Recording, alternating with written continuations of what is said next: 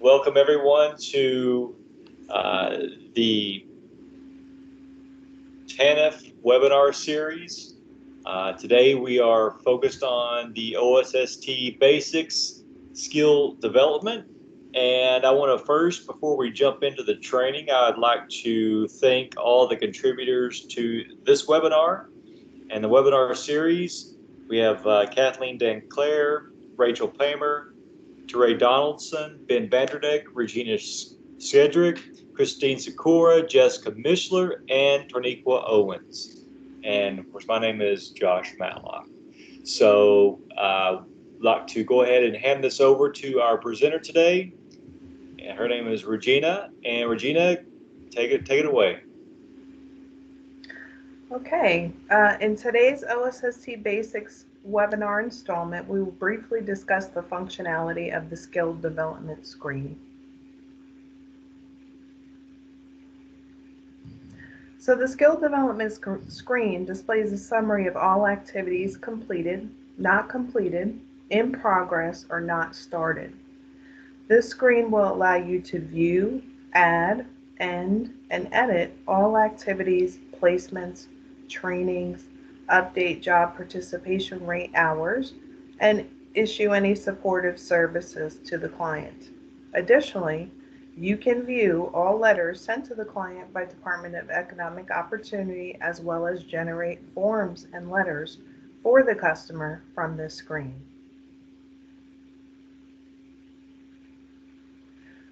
So the first section we'll be reviewing on the skill development screen is the service plan tab.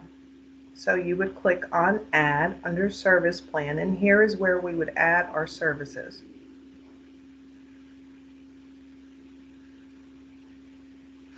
OSST will then prompt you to search for a provider in the provider search screen. A provider is the agency who will be providing the service. The most common and easiest way to search for a provider is either by entering the name of the provider or the phone number of the provider. You would then click on search.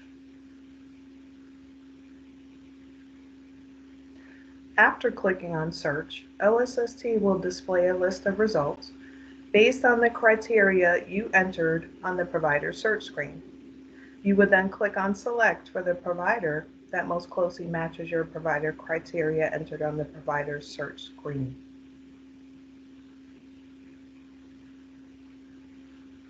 After clicking on search, OSST, can I start over?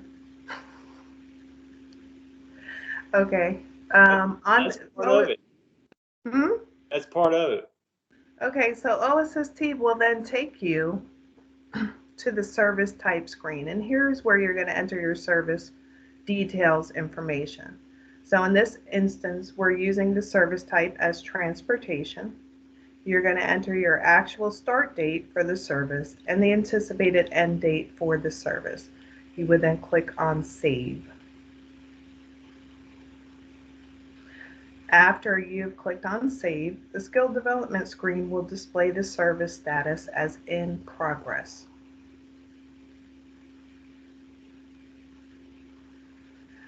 The next section of skill development we will discuss is the job history or tracking section. And this is where you would enter your placement information. So you would click on add under job history or tracking. You would then enter your employer information in the provider search screen. In this particular instance, we're using the provider as Wawa, and we narrowed it down to city, listed as Bradenton because there are multiple Wawas throughout the state of Florida. So we're trying to narrow down our search results in this instance. But again, the most common is either to search by name or phone number. You would then click on search.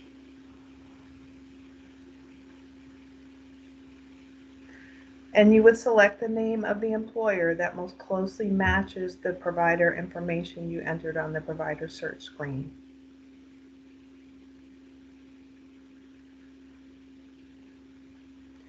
OSST will then prompt you to enter the employment details. You'll be required to enter the job title, the OES classification, the employer's contact name, Was the customer employed in this job at the most recent referral on 4/4/2020? Now, OSST will prompt you to answer that with a yes or no. That date should match the date found on the case reopen date on the case at a glance screen, so it should match.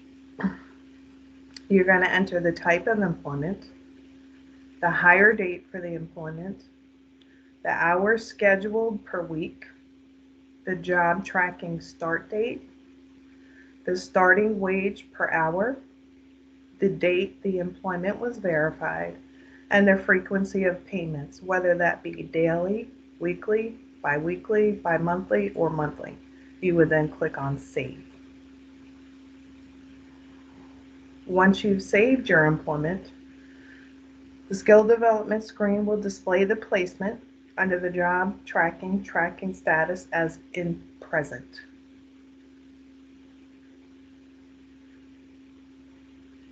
In the next section of skill development is also under skill development. There are two sections. We have add training and add activity. In this section, we'll be adding an activity.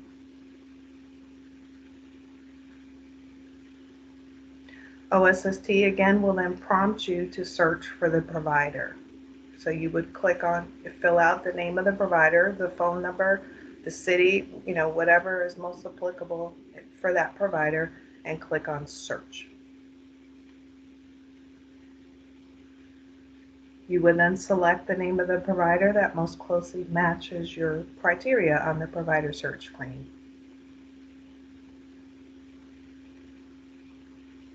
OSST will then prompt you to enter the activity details.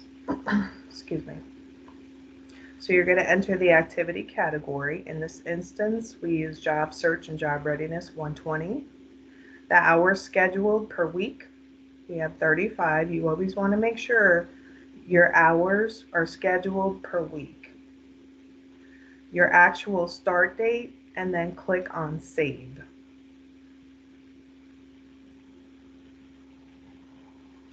Now, OSST has countable activity codes listed in red, and they are 120, job search, job readiness, 210, community service, 220, work experience, 780, providing childcare.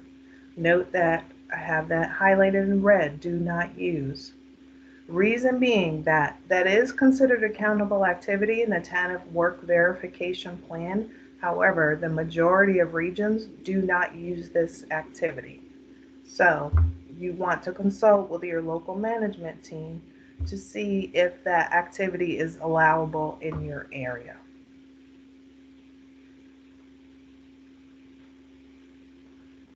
The next section of skill development, again, is also under skill development, and we are going to add training. So you click on Add Training.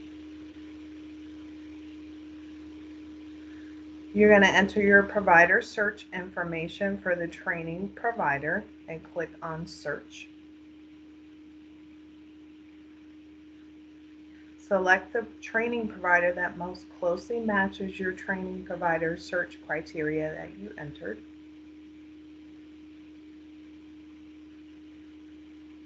OSST will then prompt you to enter the training details for that training.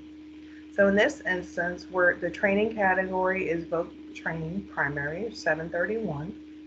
The course name the client will be attending is LPN. The area of study is nursing. The hours scheduled per week are 30.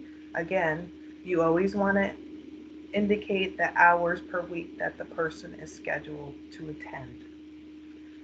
You want to include the actual start date for the training as well as the anticipated end date for that particular training, and click on Save.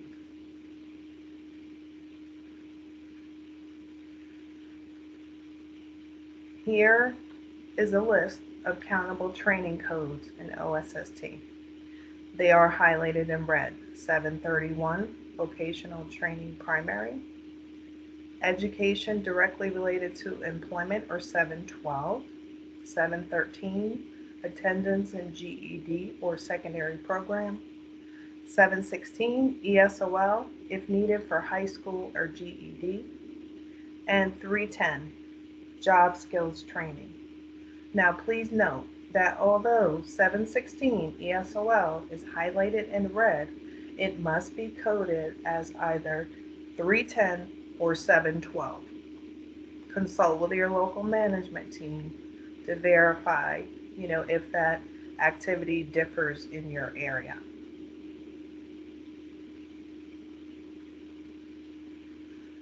The next section of OSST skill development screen is the JPR, or job participation rate hour screen. This is where you would enter any hours you receive from the client.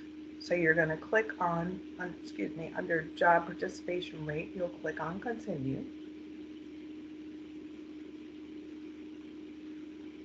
The JPR screen will then display for that activity and default to the most current JPR month. So in this particular instance, the countable activity is vocational training primary, 731. It will display the actual hours completed, the holiday hours, if any were entered on this case, and any excused hours, and then their total hours completed for the month. If you click on the blue hyperlink under actual, holiday, or excused, OSST will then provide you with a pop-up window where you'll actually enter your hours. And so this is our pop-up window for that particular activity on the JPR screen. And again, it will show you the actual holiday or excused hours. The holiday hours are always going to be highlighted in yellow. Those are based on federal holidays as per the TANF work verification plan. OSST will also show you the weekly hours, the total, as well as the monthly hours. Now, as we progress through this webinar series, we'll discuss the holiday and excused hours and how to enter those at a later date.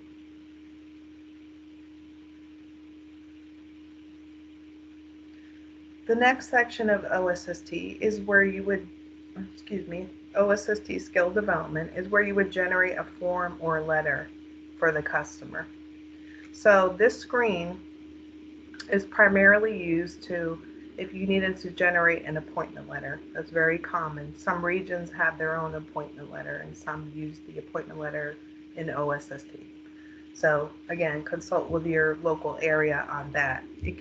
This section can also be used in the event that you need to reprint a form that was previously printed and you need to recreate it. So you would do that from here. So under generate forms and letters for customer, you're going to click on the form name and click continue.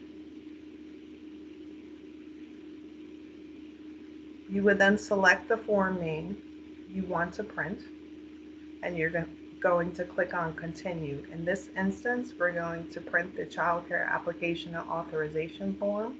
So you want to highlight that form that you want to print and click continue. OSST will then generate the form you requested to print as shown below.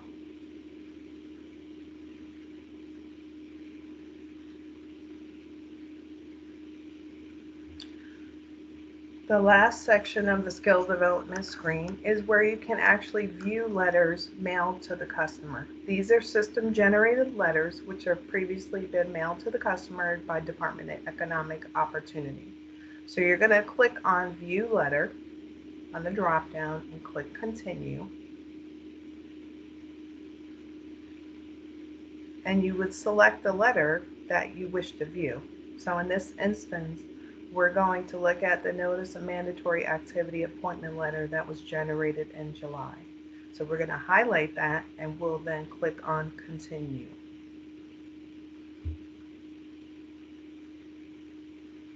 OSST will then generate the letter that you requested to view as shown below. So this is our Notice of Mandatory Activity Appointment Letter.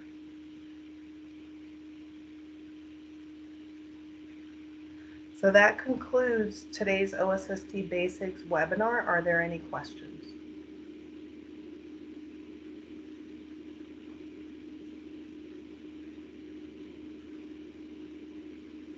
All right. No questions. Well, thank you very much, Regina, and thank you to the team for putting this together. Really appreciate it. And we look forward to the next webinar series that we'll be having here shortly. And we'll see you then. Thank you.